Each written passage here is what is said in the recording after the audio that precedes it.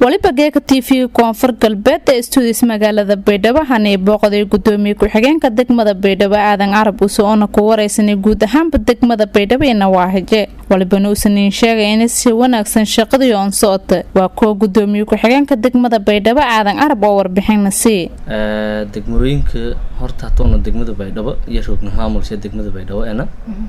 laakiin gaar ahaan degmada Baydhabo iyo degmooyinka kale oo hadda geek maadaama ay caasimada ku meel gaarkii ah ummad badan population badan iyo meel raay mas'uuliyiin badan oo meel raay yakooye degmada Baydhabo maadaama caasimada ku meel gaarkii ah guud ahaan amniga runtii to meel raay nana soo kaalado hay bulsho iyo maamul iyo lama amniga nana soo kaalado hayo link wada shaqeeyahay dadweynaha oo magaalada Baydhabo degan ama meel deganina host community leeyahay xaafadda deganin ama baraka aleeha meel kaamlay deganin marka bulshada intaasayba lamada dhanaba oo ummadda geekiye ka nool ama la ka magacaawo hadii baraka ay tahay kama ka nooli hadii host community in meel xaafado ka nooli marka dadkaasi xaafadoon yoon horjoogyaal leeyin guddi leeyin kaamamkana lamada way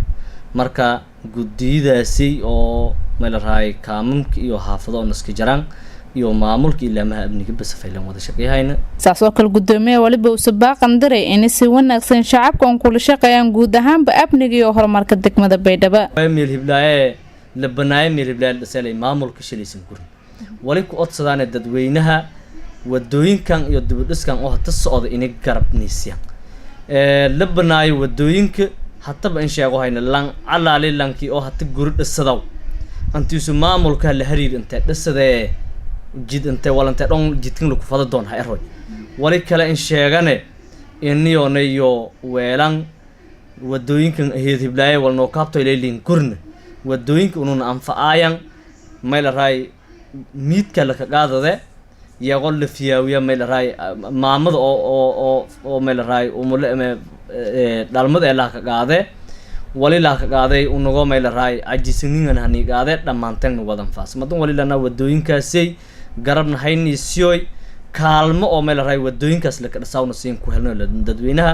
wadada hoobleen kooy hayn diyaar garow intii yoonin banaayona hayni kala shaqeeyo in meel raay dhaqaale la hasku ururiyo dhisanoon hayni kala shaqeeyo inta waliba si wanaagsan howlgala diban dayactir ku socdaan dhammaan wadooyinka halbowliyaalkan ee degmada Baydhabo ee xarunta gobolka Baay